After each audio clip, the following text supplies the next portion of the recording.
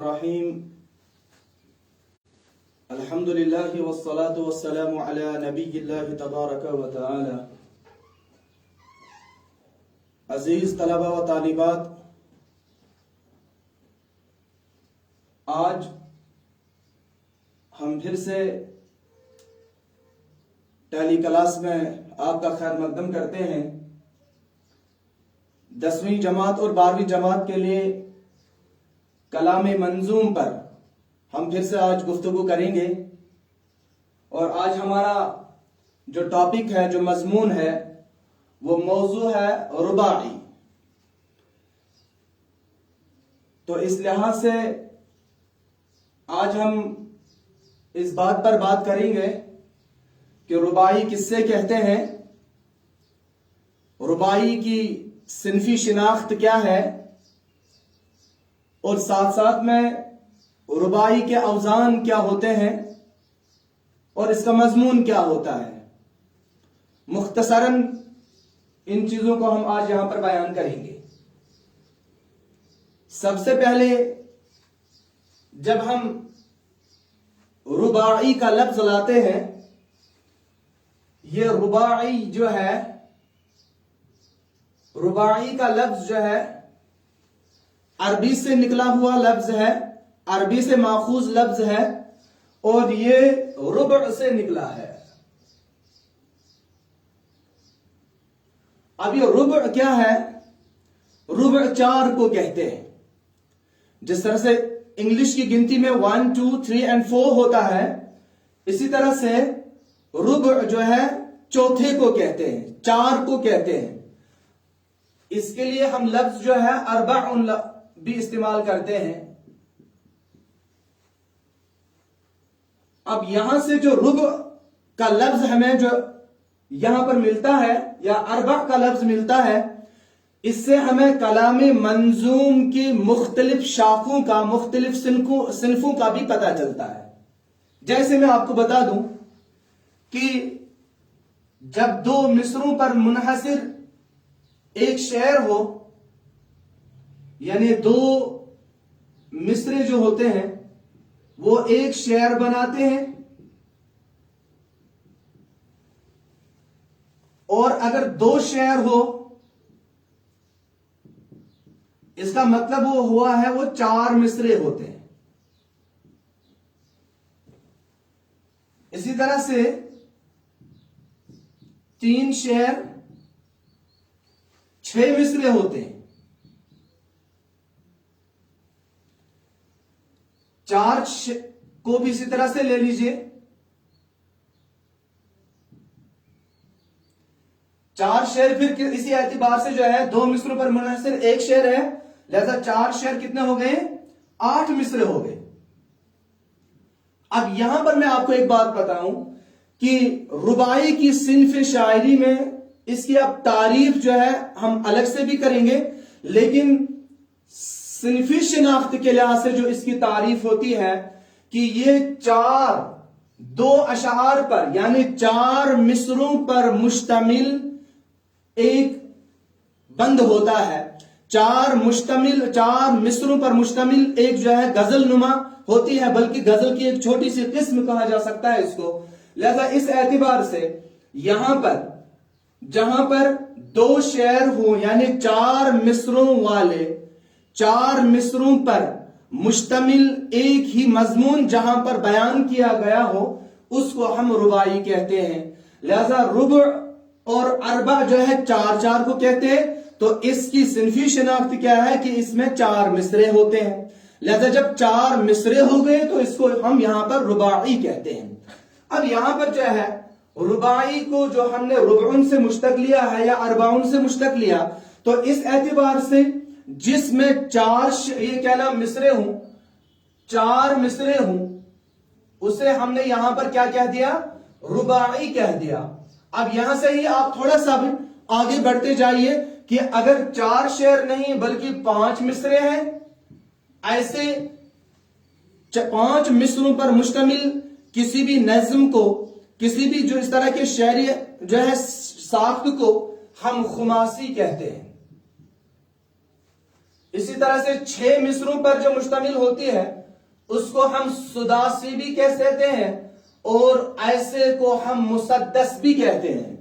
इसे हम मुखम्मस भी कहते हैं, इसे हम मुरब्बा भी कहते हैं। लिहाजा चाहे मुरब्बा का लफ्ज आपके जहन में कभी आए, चाहे रुबाई का लफ्ज आए, तो इससे मुराद होता है 4 मिसरों पर मुश्तमिल एक मजमून पर बयान किया जाने वाला एक उन्वान जो होता है, एक 4 मिसरों पर मुश्तमिल जो अशार होते हैं तो उनको हम रुबाई कहते हैं। इसी तरह से 5 को हम खुमासी या मुखम्मस कहते हैं, 6 को हम सुदासी या मुसद्दस कहते हैं। इसी तरह से अगर 7 हो तो उसको जो है सबाई कहते हैं या हम मुसब्बा कहते हैं। इसी तरह से 8, 9 और 10 की जो है तादाद भी हमारे पास आती है। बहरहाल यहां पर हमारा जो मौजूए बहस है वो मौजूए बहस है रुबाई, लिहाजा 4 मिसरों पर मुश्तमिल अशार के इस बंद को जो है रुबाई कहा जाता है। अब रुबाई की एक और तारीफ भी की जा सकती है कि ये सिनफे शायरी की ऐसी किस्म है जिसमें 4 मिसरों पर मुश्तमिल एक बंद पर मुकम्मल मजमून बयान किया जाता है, जहां पर 4 मिसरों में ही पूरा एक मजमून बयान किया जाता है, पूरा एक अपना उन्वान बयान किया जाता है। गोया कि शायर को इस रुबाई में काम क्या होता है कि जो कुछ भी उसे बात कहनी होती है वो सिर्फ इन 2 अशार यानी 4 मिसरों में ही बात कह देता है। और अब इसके एतबार से इसकी सिनफी शनाख्त जब हम देखेंगे तो सिनफी शनाख्त इसकी क्या है? सिनफी शनाख्त इसकी यह है कि इसमें चूंकि अब 4 मिसरे होते हैं, यहां पर मैं एक जो है यहां पर एक रुबाई आपके सामने कह दूं कि जैसे ला फिर एक बार वही बादाओ जाम ए साकी, हाथ आ जाए मुझे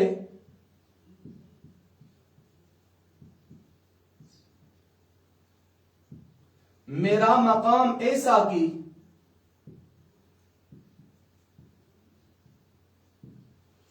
300 साल से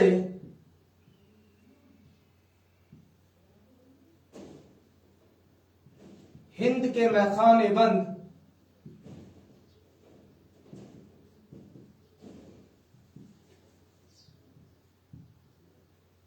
अब मुनासिब है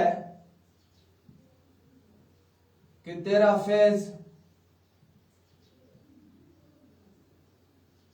हो आम ए साकी। अब मैंने आपके सामने यहां पर एक रुबाई नुमा जो है 4 मिसरों पर मुश्तमिल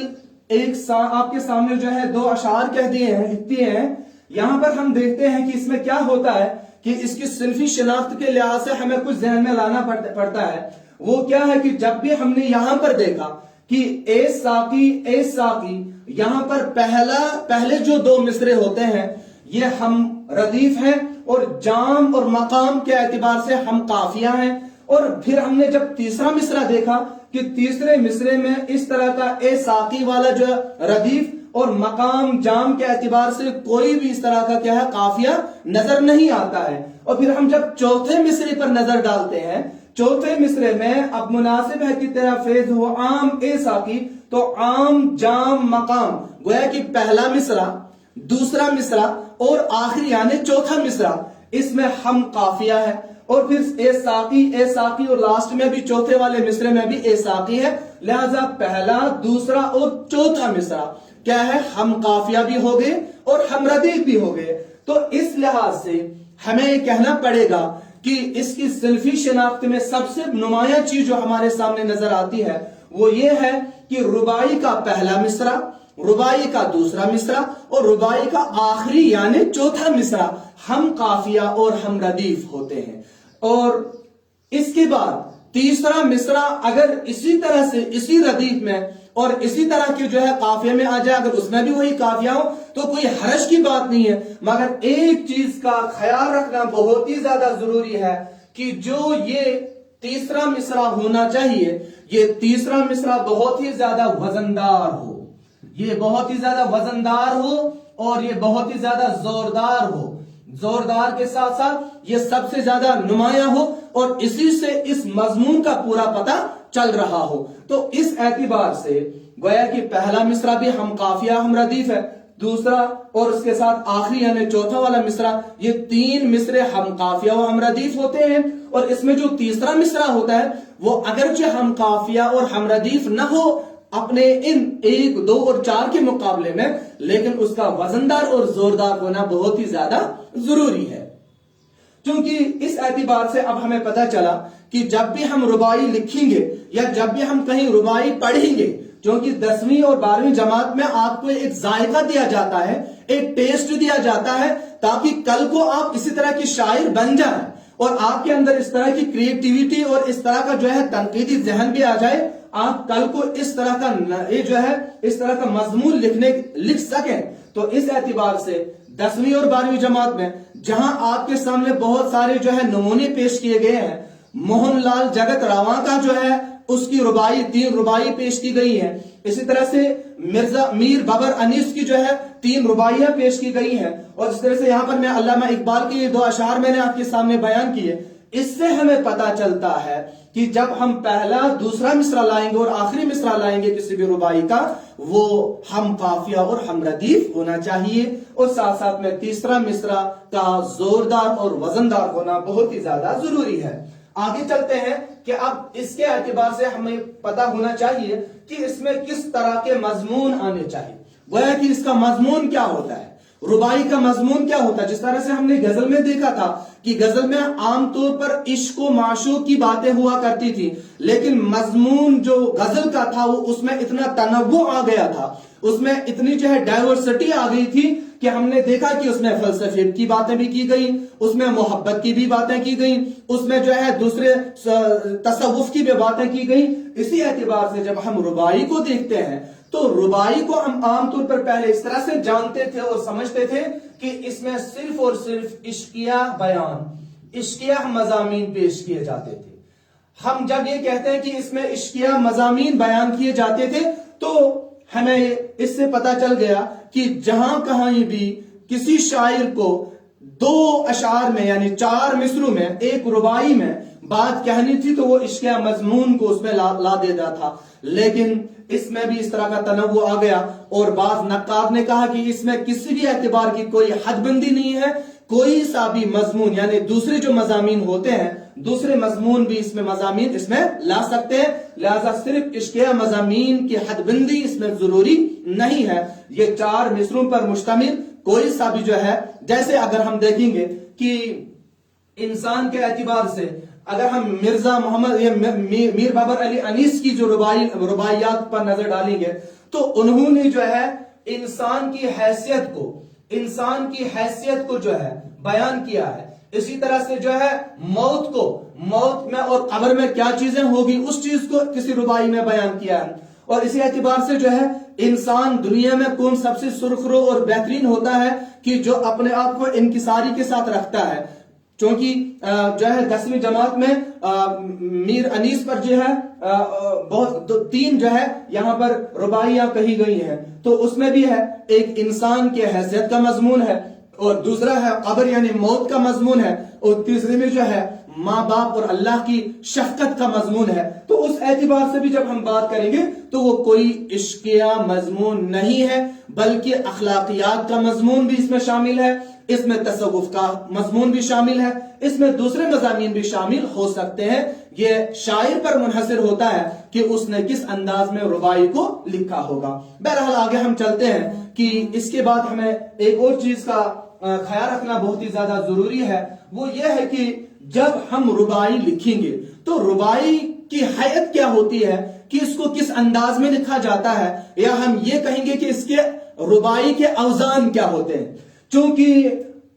یہ یاد رکھنا چاہیے کہ اردو زبان میں رباعی جو ہے فارسی کی دین سے آئی ہے، اردو زبان میں فارسی کی دین سے آئی ہے، اور فارسی میں ہماری ایک بہت ہی پرانے اور منجے ہوئے شاعر تھے جن کا نام روڑکی یا رودکی لکھا گیا ہے، وہی اس کے جو ہے موجد کہلائے جاتے ہیں، جو کہ فارسی زبان میں جو ہمیں رباعیات کا جو مضمون ہمیں ملتا ہے وہ بہرحال جو ہے اسی رودکی نے لکھا ہے، رودکی نے شروع کی ہے، لہذا رودکی نے اس کے لیے جو ہے کچھ مضامین کے لیے، یہ رباعی کے مضامین کے لیے جو ہے اپنے کچھ اوزان بیان کیے ہیں. کیونکہ یہاں پر بلاغت کا ٹاپک آپ کے سامنے پیش کرنا ضروری نہیں ہے، لیکن اتنا کہہ دینا ضروری ہے کہ رباعی کا ایک مخصوص وزن ہوتا ہے، اس کی خاص کچھ بحریں ہوتی ہیں، اس کی خاص کچھ جو ہے شجرے ہوتے ہیں، انہی شجروں پر، انہی بحور پر اور انہی اوزان پر جو ہے رباعی لکھی جاتی ہے. جس طرح سے ہم دیکھتے ہیں کہ شاعری میں جو سب سے مقبول ترین شاعری ہے اس کو ہم غزل کہتے ہیں، اور غزل میں یہ ضروری نہیں ہے کہ اس میں کس طرح کے اوزان بیان کیے جائیں، کسی بھی اعتبار سے غزل جو ہے، غزل کا جو شاعر ہوتا ہے وہ اس میں اپنے مضمون کو بیان کر دیتا ہے. اسی طرح سے قصیدے میں بھی ہم نے دیکھا کہ اس کے اپنے کچھ اوزان ہوں، اسی طرح سے رباعی میں بھی اپنے اوزان ہیں. اور یاد رکھنا چاہیے کہ رباعی کے کل جو ہے 24 اوزان ہیں. اتنا آپ کے لیے اگر بسا اوقات آپ کو جو ہے آبجیکٹو ٹائپ کوشچنز آتے ہیں تو اتنا آپ کہہ سکتے ہیں کہ رباعی میں 24 اوزان ہوتے ہیں. رباعی میں 24 اوزان ہوتے ہیں، اور ان میں سے 12 جو وہ اوزان ہیں کہ جن کو ہم شجر اخرب سے لاتے ہیں، شجر اخرب سے ہم ان کو لاتے ہیں. اور یہ شجر اخرب کیا ہے؟ یہ ہم آپ کو جو ہے اگر بلاغت کی کوئی کلاس ہو تو بلاغت کی کلاس میں اس کو بیان کیا جا سکتا ہے، جس کو ہم پروسیڈی کہتے ہیں. تو شجر اخرب سے ہم 12 جو ہے 12 اوزان لاتے ہیں، اور اسی طرح سے شجر اخرم میں ہم جو ہے اور ہی 12 جو ہے اوزان لاتے ہیں. تو کل یہ 24 اوزان ہیں، جن اوزان پر جیسے آپ لوگوں نے اگر کبھی سنا ہو مفاعیلن، مفعولن، مفاعیلن اور فعلن، اس طرح کے جو اوزان ہوتے ہیں انہی کو جو ہے شجر اخرب میں لایا گیا ہو. شجر اخرب میں جو 12 جو اوزان ہیں انہی 12 اور 12 24 اوزان پر رباعی لکھی اور کہی جاتی ہے. لہذا اس اعتبار سے آج کا ٹاپک ہم یہیں پر ختم کریں گے کہ سب سے پہلے ہم نے رباعی کو یہ دیکھ لیا کہ یہ ربع سے یا اربع سے مشتق ہے، اور رباعی جو ہے 4 مصروں والی جو ہے شعری ساخت کو کہتے ہیں. اور ایسی 4 مصرے کہ جس میں ایک ہی مضمون بیان کیا گیا ہو، اور اس میں ہم نے ساخت اور سٹرکچر کے لحاظ سے کہا تھا کہ اس میں پہلا مصرع، دوسرا مصرع اور آخری یعنی چوتھا مصرع جو ہے ہم قافیہ اور ہم ردیف ہوتا ہے، اور تیسرا مصرع بھی اگر اسی اعتبار سے آئے تو کوئی حرج کی بات نہیں ہے، لیکن اس کا زوردار اور وزندار ہونا بہت ہی زیادہ ضروری ہے. اور اس میں موضوع کے اعتبار سے، مضامین کے اعتبار سے دیکھا جائے تو یہ کہا جا سکتا ہے کہ اس میں پہلے عشقیہ مضامین پیش کیے جاتے تھے، لیکن اس کا بھی جو تنوع ہوا وہ تنوع اس طرح سے بڑھ گیا کہ اس میں تمام طرح کے مضامین لائے گئے. انسان کی حیثیت کو کبھی بیان کیا گیا، موت و حیات کو بیان کیا گیا، اللہ کی بڑائی اور ماں باپ کی شفقت کو کبھی بیان کیا گیا. گویا کہ ہر طرح کے مضامین اس میں آتے گئے. اور آخر میں نے یہ کہا کہ اس کے جو اوزان ہوتے ہیں وہ اوزان ہی پر ہی جو ہے یہ رباعی کہی جاتی ہے، اور اس کے وہ مکمل جو ہے 24 اوزان ہیں. 12 شجر اخرب سے ہیں اور 12 شجر اخرم سے ہیں. اور اس کے موجد جو ہے، چونکہ یہ فارسی سے اردو میں آئی ہے، اس کے موجد جو ہے رودکی سمجھے جاتے ہیں. لہذا رودکی نے ہی اس کے کچھ اوزان مقرر کیے ہیں، اور بعض کے نقاد نے اس پر جو ہے مکمل طور پر تنقید بھی کی ہے. لہذا اتنا سا ٹاپک آپ کے لیے کافی ہے. اللہ خیر و نگہبان، اللہ تبارک و تعالی ہم سب کو اس کی توفیق دے. السلام علیکم ورحمۃ اللہ وبرکاتہ.